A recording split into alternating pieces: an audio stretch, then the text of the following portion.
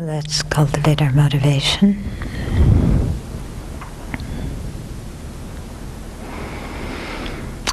And get in touch with the stillness in our own heart when the conceptual mind stops chattering away. That stillness that is there quite naturally, without the clutter of so many distracting thoughts and emotions.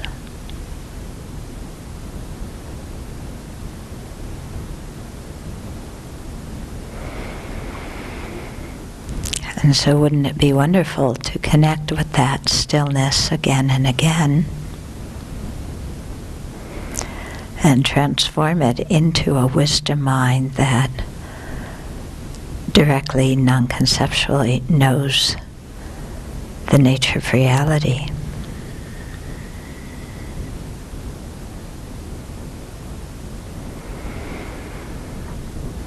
And then to be able to act out of that stillness, out of that wisdom, with a mind that's totally uncluttered. And so knowing exactly what needs to be done to be of the greatest benefit to any sentient being at any particular time.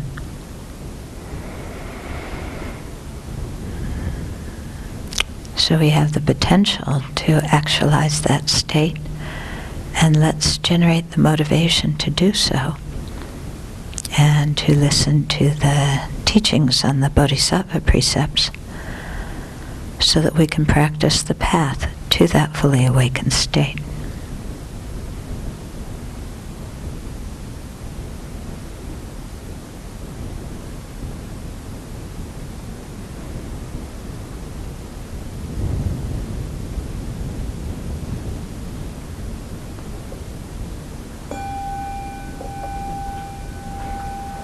So, I believe that we left off with 39, yeah? We finished 38, yeah, that's what I have too. So, 38 was not explaining what is proper conduct to those who are reckless, yeah, or another way of putting it, not showing those who are careless what is suitable. Okay, so really helping people who are going off in the wrong direction. And then now we're on the section called misdeeds related to specific objects to be helped. And so there's not helping others, and so there's 6 points under not helping others. So the first point is behaving very badly in relationship to those who have been helpful to us. Okay, so this is precept 39, not repaying the kindness shown to you, or not benefiting in return those who have benefited oneself. Okay, so not repaying the kindness of the people who have specifically been kind to us in this life. Yeah. So this misdeed consists of disregarding people's kindness towards us, showing no gratitude, and not doing anything for them in return. Sounds like the selfish teenager, doesn't it? But sometimes that's who we are. When people have helped us by contributing towards our welfare in some way, ideally we should do something for them in return that is even kinder than what they have done for us. If not, we should do something equally helpful, or failing that, at least make a small gesture. If we do not reciprocate out of anger or animosity, it is a misdeed associated with afflictions. Out of laziness, it is a misdeed dissociated from afflictions. Okay? So, what are some examples of this? You know, people who have been kind to us. Well, if we look at our present situation here, you know, we have the whole lineage of teachers who have been kind to us, the Buddha who's been kind to us, our own spiritual teachers who've been kind to us. Then we have all the benefactors who have helped us so that the Abbey exists. We have all the volunteers who come up and help us with different events, and people who make offerings, material offerings, people who offer service, people who give us advice about one thing or another.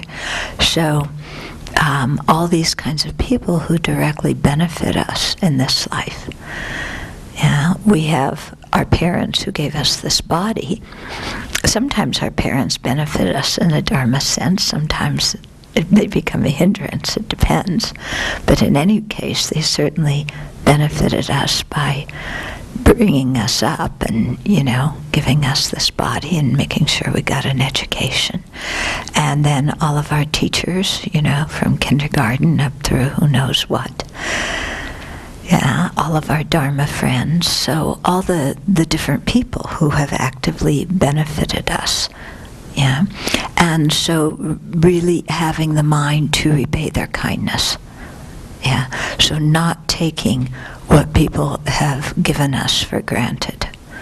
Yeah, so when it comes to the whole tradition and to our spiritual teacher, not just saying, oh, well, they're always there, I'll come around when I feel like it, and anyway, they have enough, I don't need to do anything.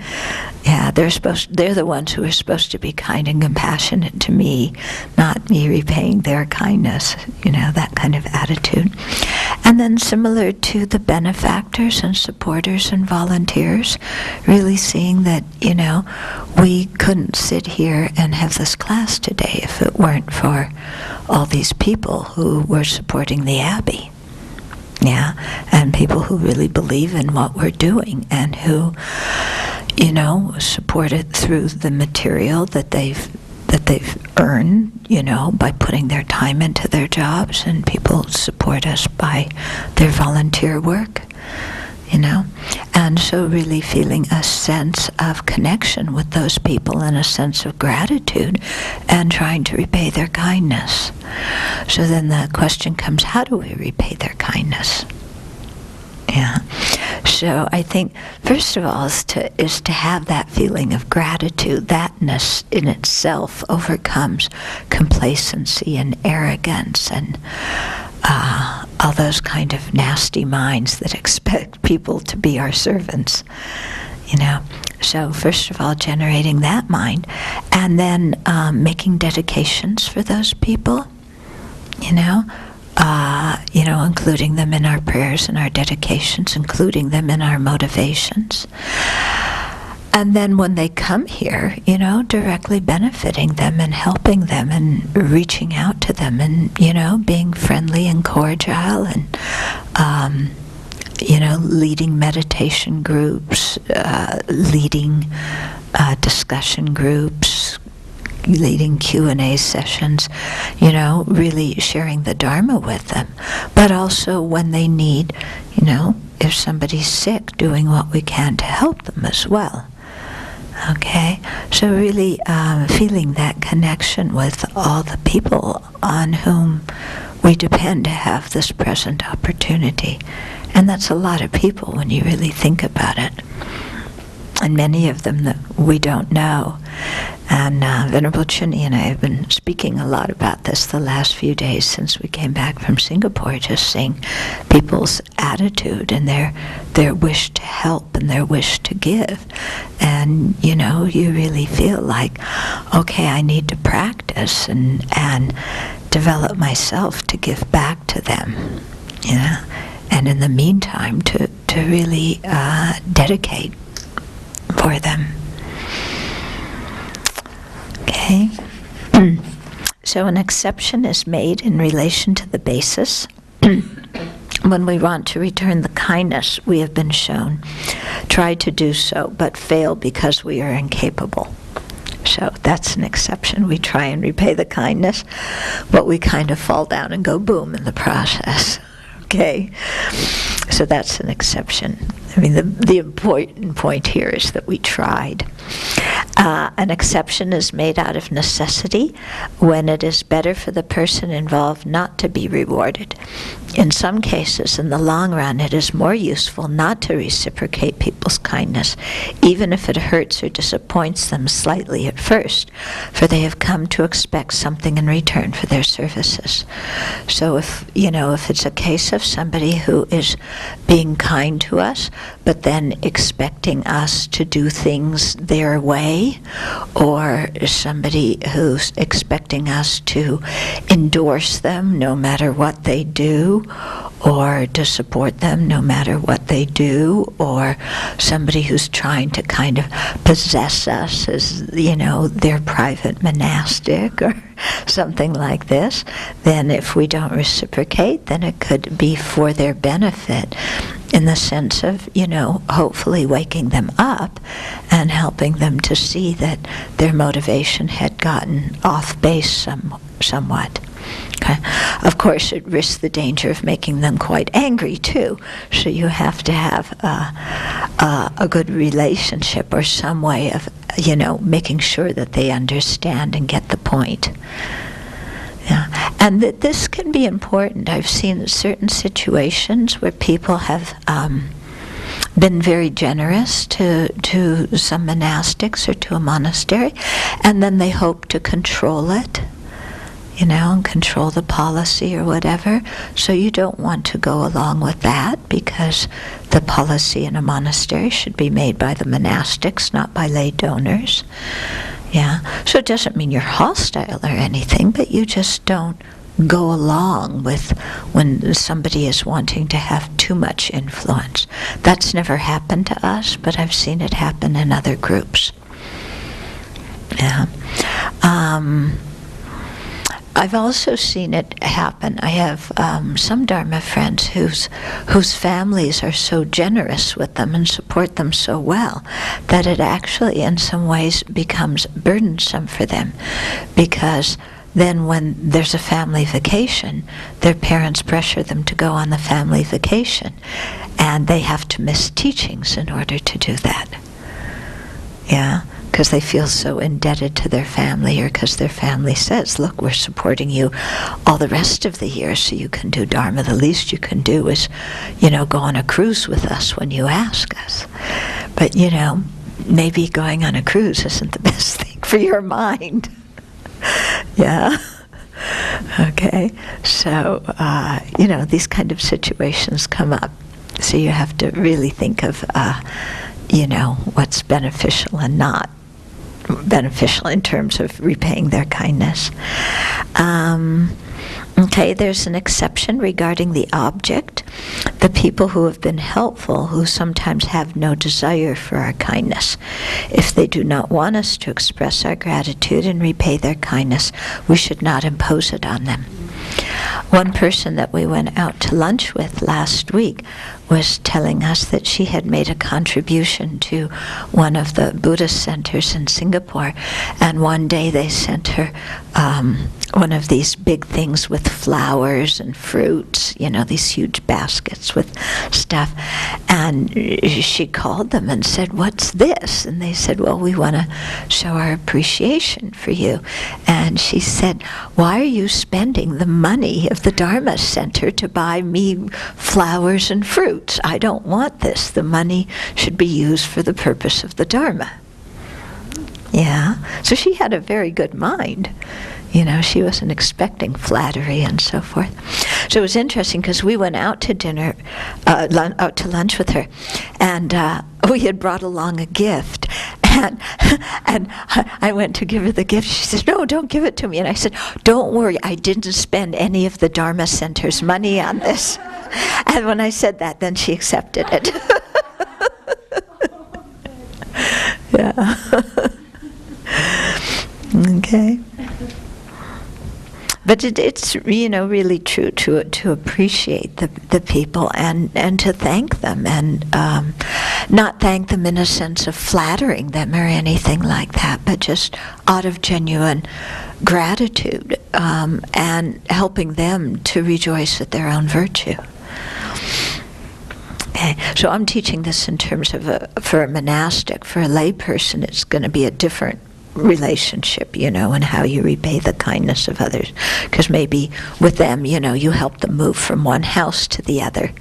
Yeah, on a Saturday afternoon, you help them pack up their things in one apartment and move to another apartment, or there may be different ways to show to reciprocate the kindness that others have shown you. Then the second of the 6, under this category of not helping others, is behaving very badly in relationship to those who are unhappy. So this is precept 40, which is not easing others' distress or not relieving the sorrow of others. Okay, so he says when people are suffering mentally, are very worried about something, for example, and out of animosity towards them, we do nothing to relieve their distress. It is a misdeed associated with afflictions. If we fail to help out of laziness or sloth, it is a misdeed dissociated from afflictions.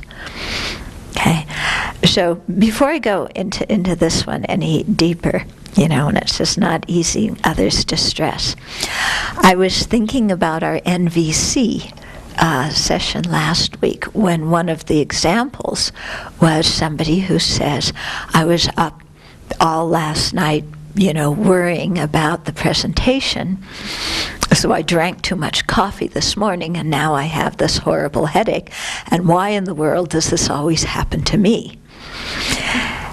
And during our whole discussion of that, I realized something very important about myself, which is I don't like people who whine. I don't like when people whine. Yeah, and that was a whining thing. Why does it always happen to me? If that person had said, I worried all night and didn't sleep, so I drank too much coffee, and that was a really silly thing to do because now I have a big headache, that person, I would have said, what can I do to help you? Because that person is being honest and direct, and they're owning their responsibility in it. But when people whine, it's so hard for me to help them when they're in distress, when they whine. Yeah, because when I see that people have created a situation themselves, but won't own their own responsibility, yeah, I don't like that. But also, I think another reason I have difficulty when people whine is because I found that sometimes I try and give them some advice to help, and the answer is always yes, but. That's how whiners usually respond. Yes, but. Yeah, which also drives me crazy. Because why are you asking me if you don't really want to listen? I'm just telling you what goes on in my mind. Okay? Whereas somebody who just says, I made a mistake, I'm very willing to help. Also, another thing about whiners is I've run into a number of whiners who try to manipulate you by whining and getting you to feel sorry for them. And I really do not like when people try and manipulate me. That really I do not like. So it was amazing to listen to our NVC discussion when some of you were saying, you sound, how does it, you must feel, tired or exhausted, because you need a better situation. How can I help? And I'm going,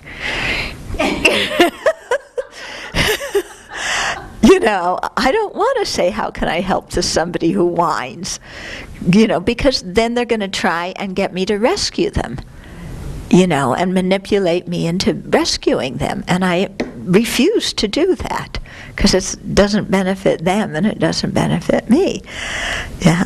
But, I never realized until that NVC discussion, boy, people who are in distress who whine, I have really, huh? That's so funny because when I first moved here, like within the first month, Sue said to me 3 things to do when you're living here. And one was, don't complain about anything.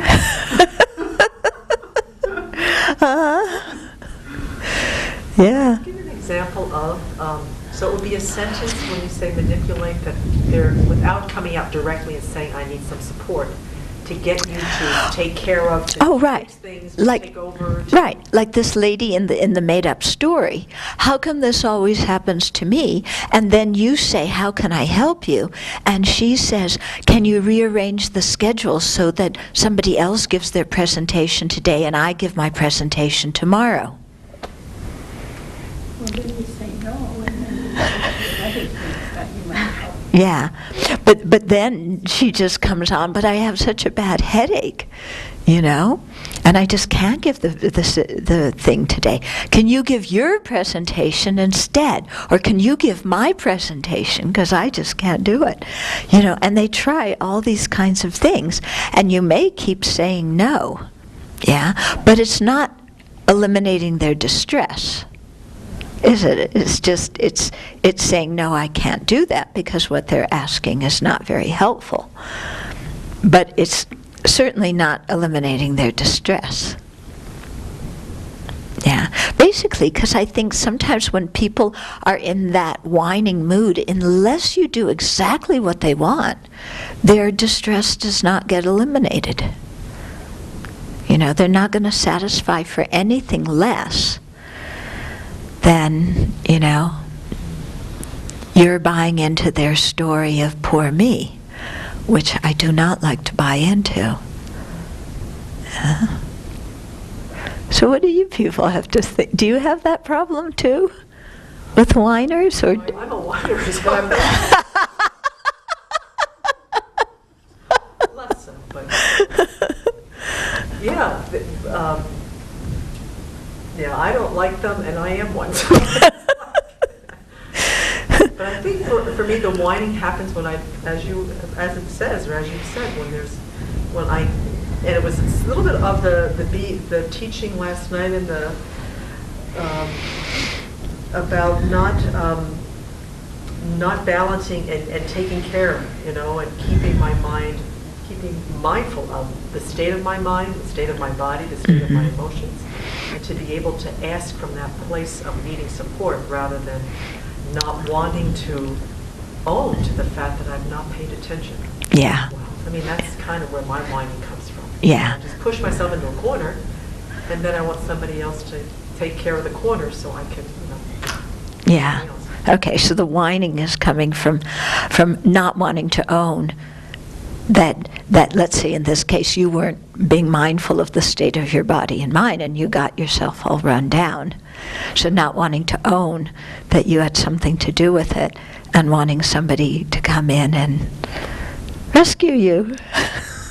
But like you said, it's not done exactly the way that I want it. It doesn't serve. Yeah. And I'll just continue to whine to somebody else and then to somebody else until I get it. Yeah, and that's what we do when we whine, isn't it? So, yeah. Two thoughts. Yes. One is whining is evaluating a whole set of behaviors. Right. So, Oh, yes. They can be really bad, for me right out there. Or, I don't know, just somebody throwing something out. Like in that example, I felt like that tag-in line, why does this happen to me, wasn't even the most important part of the whole thing. And so for me, it's like I make a try with someone doing that. And if 1, 2, or 3 things, and then they do yes, but, then I stop. But I make that first try because my experience is some people shift. Some people shift and they're not all like, it has to be my way or, so I'm just, it's that word whining that's evaluative. Yeah. Oh, it's definitely an evaluative word. definitely So I just whining have that in mind.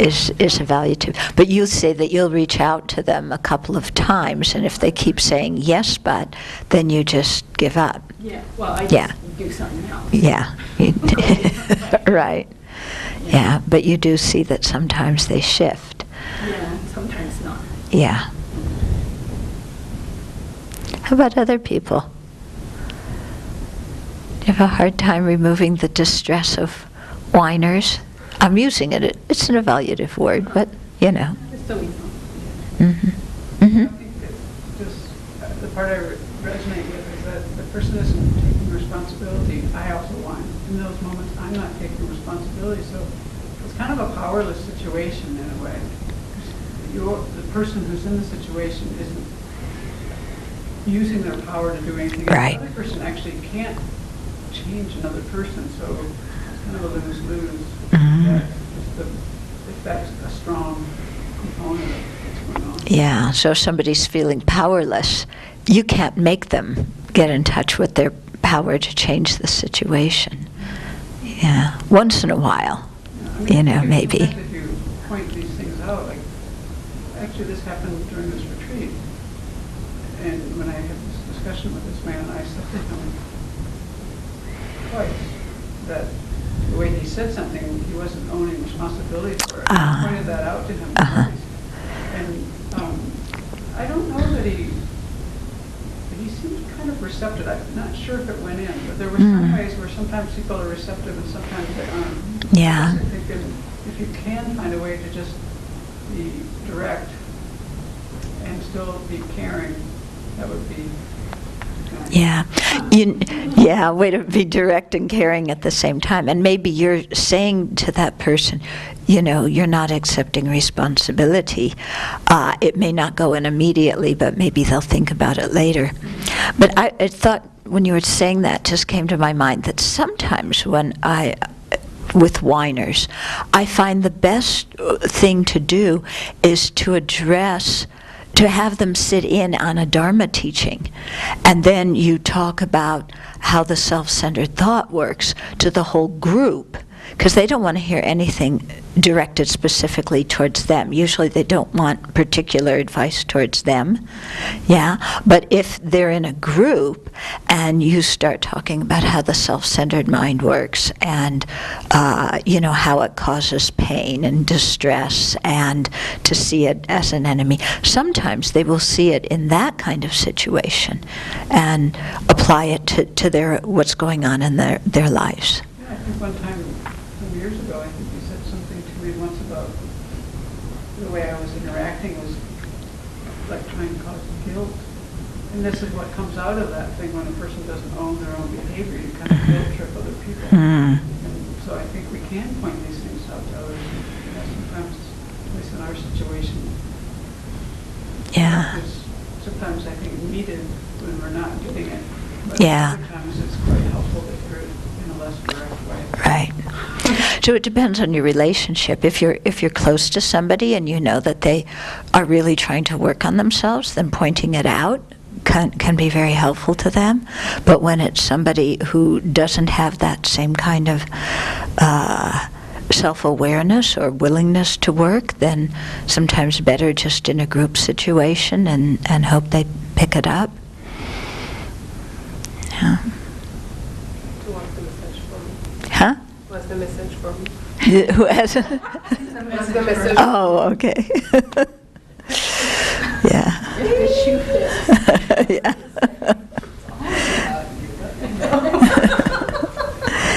But it was funny, that was just like this light bulb going on. It's like, oh, because I've realized sometimes when, because I have so often when I travel and teach, people who come up to me afterwards, and there might be a whole line of people who want to just come and make offering, and that one person wants to stop and tell me their story and wants me to cure their problem.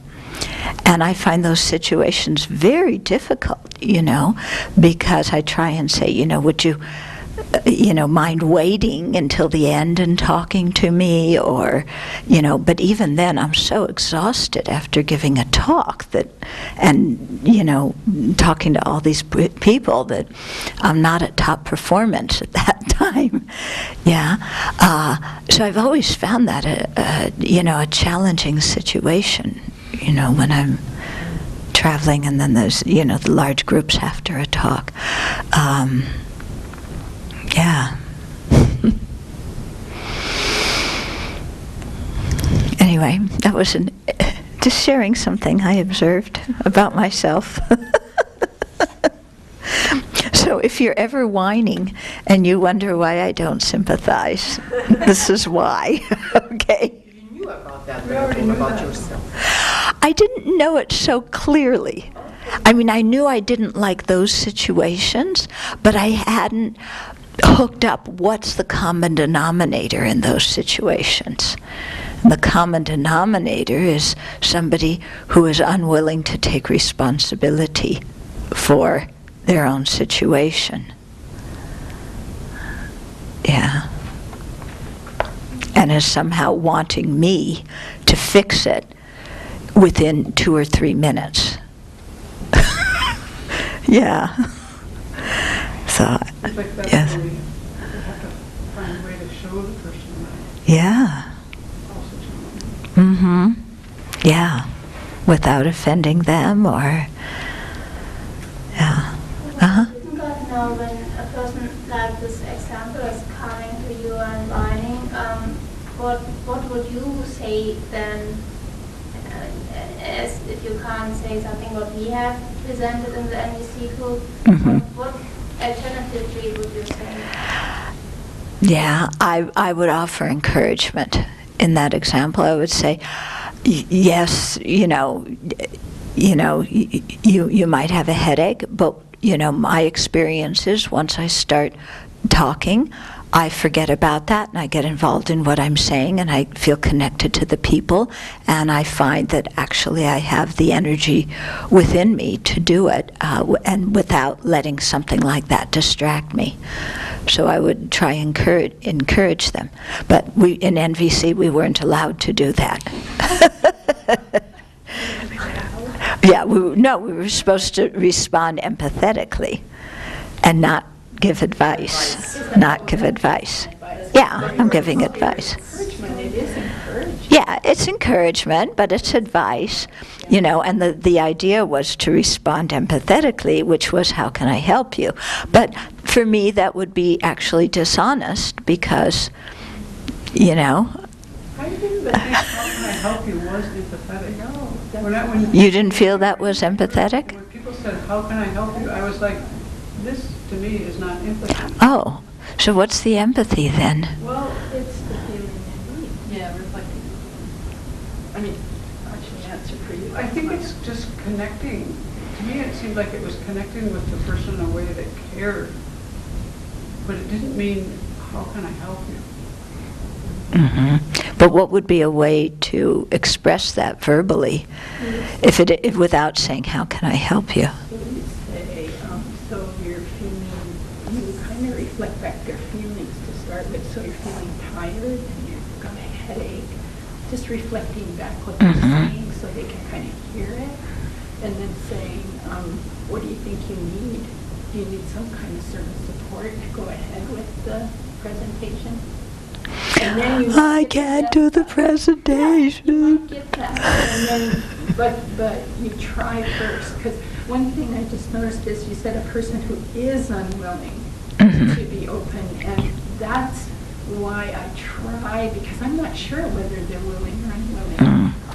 Maybe you're talking a situation where you know the person pretty well. So this has been, we've been through this. But I don't know, especially with someone kind of new to me, whether they are unwilling. I'll know it after a couple of sentences. Right, yeah, and I might not know right right, that's true, and that's why if I don't know, I usually try the advice and the encouragement in order to empower the other person. But I was talking about this in terms of people that I know because I've been through the ringer with them. Yeah, so different context. Yeah. Yeah. But, you know, this is something I know I have to work on, and I'm kind of wrestling with that, how to do that in a skillful way. You know, when I'm tired and I have needs, because it's, you know, I've just given a 2-hour Dharma talk and greeted a whole line of people, and it's 10:30 at night, and I want to go to bed. Yeah. I think that for me, what I would do in that situation is I have to get rid of the evaluative language on my side about them, number one. And then number two, I have to find a way to let them know what I'm capable of in that moment. So get rid of the evaluative language. And then you said let them know what you're capable of. So just saying, it's really late and I've given a good Dharma talk and I'm really sorry, I'm not going to be a very good listener right now. Yeah, that's pretty honest. Yeah. I'm not going to be connected. Right. That's the first thing, is that it's kind of the whole judgmental or diagnosing or whatever it is. It Yeah. lead to the connection. And then the other part is, I remember in my work, I came to a place where I realized I'm like a limited commodity. You know what I mean? Yeah. I only have so much capability in some moments, some days, you know, and over some weeks, you know, and I have to preserve it so I can use it. Right. And I realized that, and that helped me to be more maybe assertive about what I was capable of doing in a moment in a way that was easier. It was Yeah. easier. Okay. Yeah, that could be quite good, being direct with the person about what I'm capable of. Yeah. It's just interesting, though, in some cultures, they expect you to always be capable. Right. Yeah. They don't, you Not know. inappropriate to educate on that level. Yeah. It's interesting about Yeah, but sometimes there's really that expectation that you don't get tired, you don't get sick. Yeah. Yeah. I do think that there is some, I was trying to think, I used to have this issue in Reiki a lot, but to be able to say, I'm really sorry you have this. I mean, genuinely, I'm sorry you're suffering this way. And at this moment, I can't help you. Yeah. That's true, because that's honest to say, I'm really sorry you're suffering, and I don't know I can't help you. Yeah. I have this need. Yeah. I mean, you know what's interesting is this all comes down to being truthful and saying what's true, and how difficult it is for us sometimes to say what's true when it comes to saying, you know, I'm exhausted and need some rest. Yeah? Or it's just telling the truth. It's not pushing anybody away or anything like that. That's true. That's why I think the labeling thing is important. Because if we use these words, then I don't think we'll be as honest with ourselves. Because we're putting it on them. They're the whiner. Yeah. And the problem is, they have their situation and we have our situation. They aren't matching. Right. Yeah, the two situations aren't matching. And calling them the whiner puts the blame on them. Even if they're doing that. Yeah. That's how we're holding it. Uh-huh. But you know, last night when you were talking, I need my space, but who needs the space? You know, it's again, I found they go together, but where is the middle way in there? Yeah. Well, when we're talking about space last night, it's a thing of what I see is the difference. You know, like what do we mean, and who is it that needs the space, and what's the space? Is I see that there's knowing the difference between what you're capable of doing at a particular moment, and just being honest about it without any emotion, versus, you know, I need my space and you're infringing upon it, and completely shoving the other person away, you know? And so, yeah, to me, that's the difference between just saying, this is what I'm capable of, and the other one, which is saying, you're doing this, this, this, and this, and making me feel this, and so I need my space, so get away. Yeah, because I mean, one is just a clear statement, and the other has so much negative emotion behind it. So I see a big difference between those two. And one, there's compassion for self. Mm-hmm. This is what I'm capable of. And maybe probably compassion for the other, because you're not trying to do things you can't do. Yeah. And the other one, it seems there's not compassion. It's gone. Yeah. Yeah. Yeah, there's anger. Yeah. The way I understood it yet last night when you were talking about it is that it's about being able to stretch ourselves. That I think my limit is there, my space, you know, but I can't stretch it. That's how I was understanding it last night. Yeah. Okay. Well, in some senses, there is that situation where we construct a little, you know, we have our cave and we decorate it. Yeah. Yeah. Right.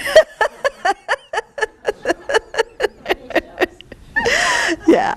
So, you know, so we're kind of stuck in that. And when we're stuck in that and we take refuge we're taking refuge in our own confusion at that point, our own narrow way of thinking about ourselves. And that just gets us totally stuck. So at that point, you know, when we say, I need space, that isn't the, you know, pushing away, kind of putting a wall down between me and somebody else statement. It's the thing of, I'm taking responsibility and looking inside, and I need to make my own mind more spacious. Because right now my mind is like too concrete, too narrow. Yeah. So there's a difference between saying, I need space, and I need space.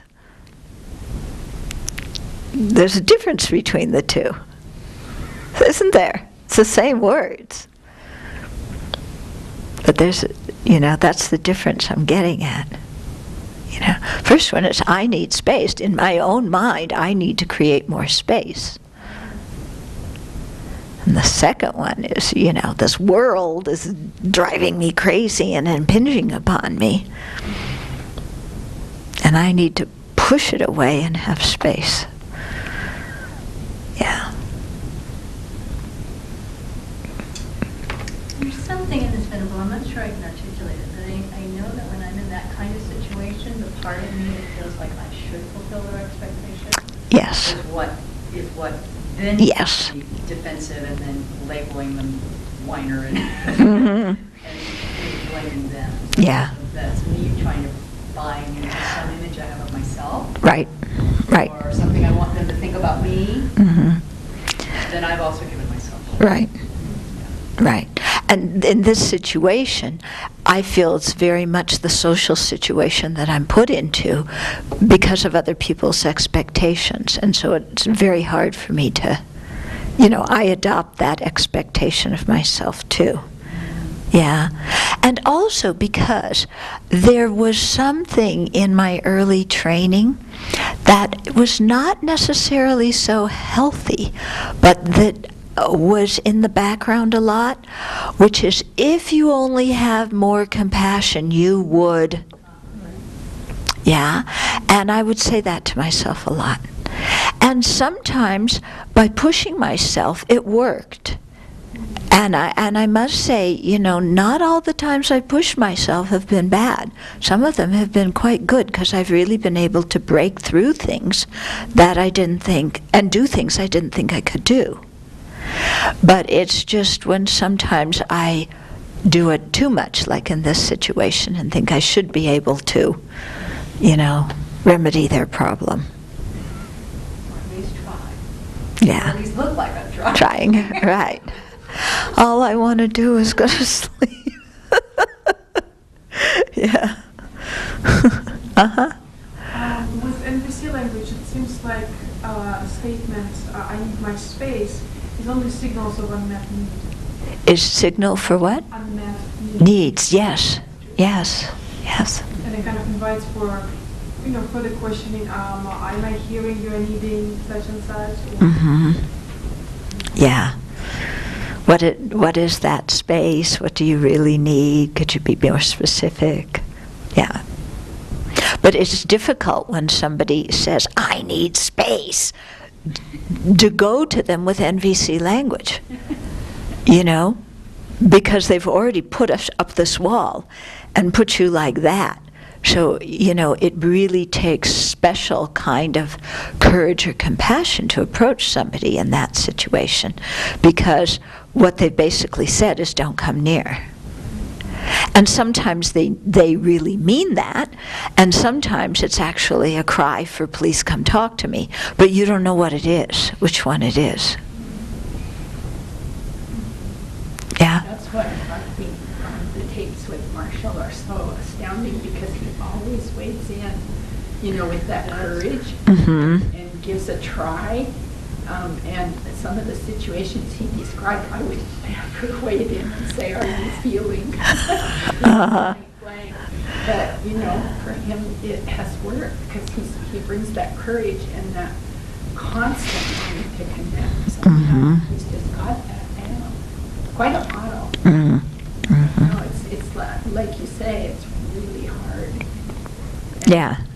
Yeah, to have that kind of courage to approach somebody who's just pushed you away. Yeah, it looks like they'll blow up. Yes. Right. Yeah. It might be. Yeah. Yeah. Okay. So the anxiety in question here, this is more of a commentary on this precept of not easing others' distress. The anxiety in question has two possible sources, the loss of loved ones and the loss of property. I think the distress could probably have more sources than these two, but this is what the commentary is talking about. So the commentary describes various categories of loved ones from whom separation can be very painful. Okay, so if somebody's in distress because they've been separated from parents and relatives, from a spouse or a child, from servants and employees who are like old family retainers, they're separated from kind and loving friends and companions, and when they're separated from helpful spiritual teachers who have contributed towards one's spiritual development and with whom one shares the same values. So those are situations of where people are in distress because they've been separated from those different categories of people. In addition, separation from property can be painful. The commentary indicates that anxiety regarding property arises from either common or specific causes. Common causes of anxiety regarding property are thieves or authorities such as the government that may confiscate it. Others are fire and water, which may damage or destroy it. So those are common causes of anxiety regarding our property, losing our property. And specific causes of concern about losing our property are our own mistakes or others' errors. In the first case, it may be that one does not properly look after one's property. One may choose a bad place to hide one's cash or treasures so that someone else finds them, or one may forget where one has hidden them. A more contemporary example would be to choose the wrong bank in which to open an account and losing one's money when it goes bankrupt. Okay. One can also err in the way that one goes about making money by choosing the wrong company to invest in, for example. So losses caused by others may occur when someone else takes one's shares of an inheritance, or in another family situation, the parents may work hard to build up a certain capital only to see their children squander it in no time. So these are all situations in which the person we're talking to may be may feel distressed, and we should try and, help them through their distress. It's interesting. He doesn't actually describe what easing others' distress means or how to do it. Yeah, just what causes it. Isn't that interesting? There's no description about how to do it. When people are distressed by the loss of a loved one or of their property, and out of animosity, we do nothing to alleviate it. Thinking, for example, it doesn't concern me and they're getting what they deserve anyway. It is a secondary misdeed associated with afflictions. When we are just too lazy or slothful to act, the misdeed is dissociated from afflictions. The exceptions to this fault are the same as those for the 35th misdeed, not going to help others when it is needed in the 8 particular situations. And so the exceptions there have to do, and so they're the same here. If we don't alleviate others' distress, if because we're ill, because we have another appointment, because we're presently occupied in very positive and beneficial spiritual practices, because we're not intelligent or lack the ability and skill to do it, when doing it would be harmful or contrary to the Dharma, when the people are quite capable of managing on their own or already have potential helpers that they have yet to contact. So that in the case of the whiners that I'm talking about, I'm continuing to label them, this is the one, that, because often I feel they are quite capable of managing on their own. If for their spiritual development it's better that you don't alleviate their distress, if you don't do it to avoid upsetting or irritating many people and giving them reason to criticize or reprove us, or if it's to respect the monastic rules. Okay, so in those kind of situations, if you don't ease others' distress, it's not a transgression. Okay, then the third one, if the 6th of not, helping others, is behaving badly towards the needy. So this is precept 41, which is not giving wealth to those who desire it, or not giving material possessions to those in need.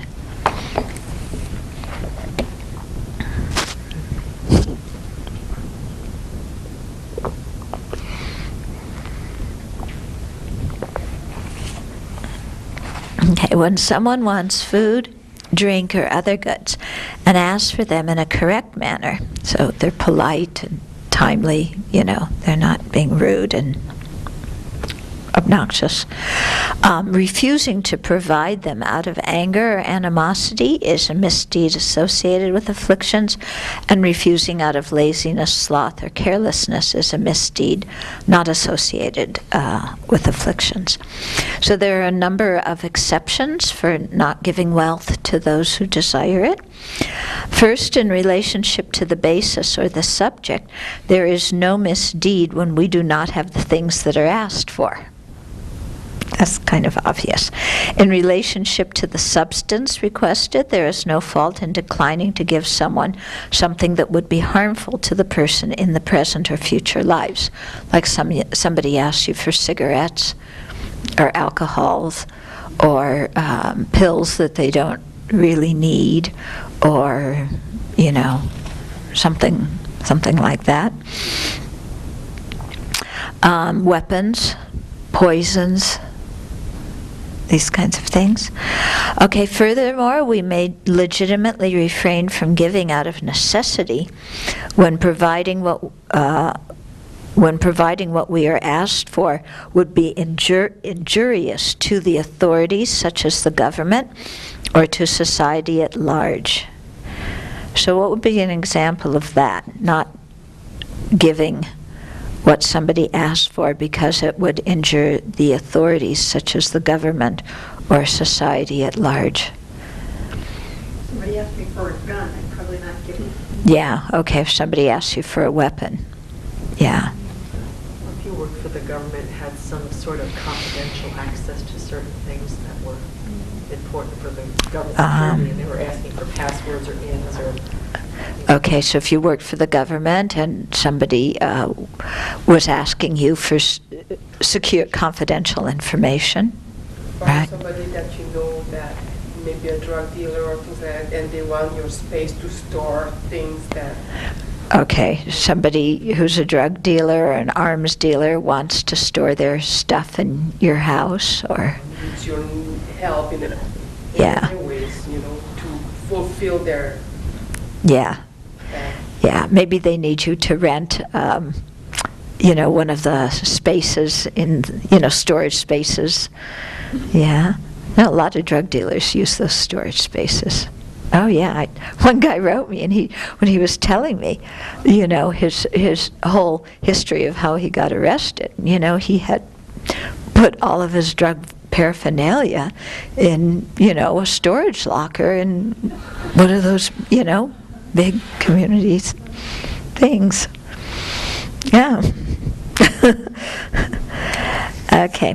The same is true when giving it would conflict with following monastic rules, and when not giving favors the person's progress.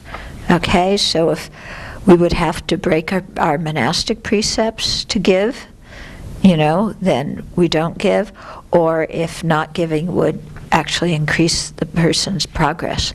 So there could be a situation, let's say, with a teenager, you're a parent, and your teenager asks you for money, or your young adult, child asks you for money, and then you think, oh, if I give it to them, they'll just always expect it to be here.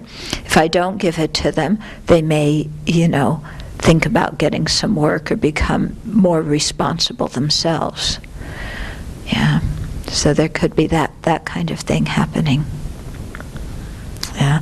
But parents have real difficulty saying no to their kids. They really do. Whatever their kids want, they want to give to their kids. Yeah. But sometimes it could be actually better for the child not to. When we were teenagers, we used to find certain adults who would go buy the liquor. Oh, yeah. I totally forgot that. You just said that. Yeah. And they would do it. Yeah. Friendly. They felt this is friendly. Uh-huh. They were buying beer and Right. for 15 and 16. Yeah, yeah. So adults who would go buy alcohol for underage kids, thinking that they're being friendly and, nice and kind to these kids. Instead of telling us, forget it. Yeah, yeah, yeah. Our parents taking drugs with their kids and, teaching their kids to take drugs. That happens too. Okay, let's see, did we finish that one? Yes, we did. And it's just as the time ran out. Okay. So we'll start with 42 next time. Okay. But these are very practical ones, and there's a lot to think about, isn't there? Not giving material things when people ask. So, sometimes somebody says, can I borrow a book? And, it's just, I'm too lazy to go get it for them. But maybe you could say, sure, and here it is, give them the directions to go find it themselves. Yeah. But the number of times when people do ask us, and we can help, and it's just, either we're too lazy, or, and out of resentment or animosity, we don't want to help them.